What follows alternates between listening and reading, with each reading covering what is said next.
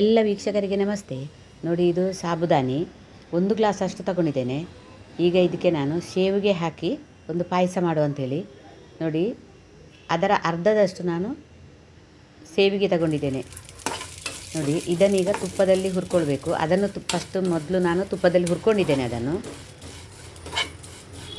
ನಂತರ ಬಿಸಿನೀರಿಟ್ಟು ಅದಕ್ಕೆ ಮೊದಲು ಸಾಬುದಾನಿ ಹಾಕ್ಕೊಳ್ಬೇಕು. ನಂತರ ಸೇವಿಗೆ ಹಾಕಿದರೆ ಆಯಿತು. ಅದೇ ಪಾತ್ರೆಗೆ ನಾನೀಗ ಸ್ವಲ್ಪ ತುಪ್ಪ ಹಾಕಿ ದ್ರಾಕ್ಷಿ ಗೋಡಂಬಿ ಹುರ್ಕೊಳ್ತಾ ಇದ್ದೇನೆ.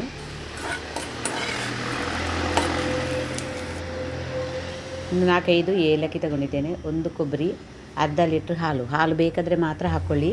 ರುಚಿಗೆ ಅಂಥೇಳಿ ನಾನೊಂದು ಅರ್ಧ ಗ್ಲಾಸ್ ಹಾಕ್ತೇನೆ. ನೋಡಿ, ಸಾಬುದಾನಿ ಮೊದಲೇ ಹಾಕಿದ್ದೆ ಕುದಿಯುವ ನೀರಿಗೆ.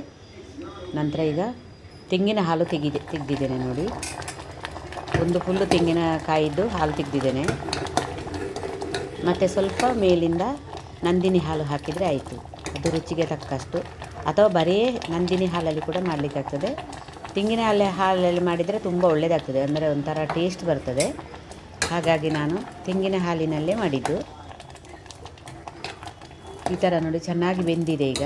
ಈಗ ನಾವು ತೆಂಗಿನ ಹಾಲು ಹಾಕ್ಕೊಳ್ಬೋದು, ಅಥವಾ ನಂದಿನಿ ಹಾಲು, ಯಾವುದಾದ್ರೂ ಎರಡರಲ್ಲಿ ಒಂದು ಹಾಕ್ಕೊಳ್ಬೋದು. ಎಷ್ಟು ಬೇಕೋ ಅಷ್ಟೇ ಹಾಕ್ಕೊಂಡು ಇದು ಗಟ್ಟಿಯಾಗ್ತದೆ. ಒಂದು ಅರ್ಧ ಗಂಟೆ ಆದ ಕೂಡಲೇ ಪುನಃ ಇದನ್ನೇ ಹಾಕಿದರೆ ಆಯಿತು. ಊಟಕ್ಕಾಗುವಾಗ ಪುನಃ ಒಂದು ಅರ್ಧ ಗ್ಲಾಸು ಸೇರಿಸ್ಕೊಂಡು, ಈಗ ನೀರು ಕಾಣಿಸ್ತದೆ, ನೀರು ಆದರೂ ಬಿಸಿ ಇರುವಾಗ ನೀರು ಇರ್ತದೆ, ಮತ್ತು ತಣ್ಣಗಾದ ಕೂಡಲೇ ಅದು ಗಟ್ಟಿಯಾಗ್ತದೆ. ಏಲಕ್ಕಿ ಪುಡಿ ಹಾಕ್ತಾ ಇದ್ದೇನೆ.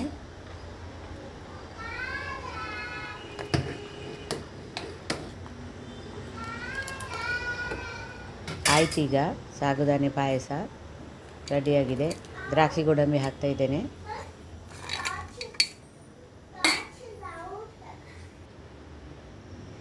ತುಂಬ ಸುಲಭ ಸಾಬುದಾನಿ ಪಾಯಸ ಮಾಡಲಿಕ್ಕೆ. ಆಯಿತು, ರೆಡಿಯಾಗಿದೆ.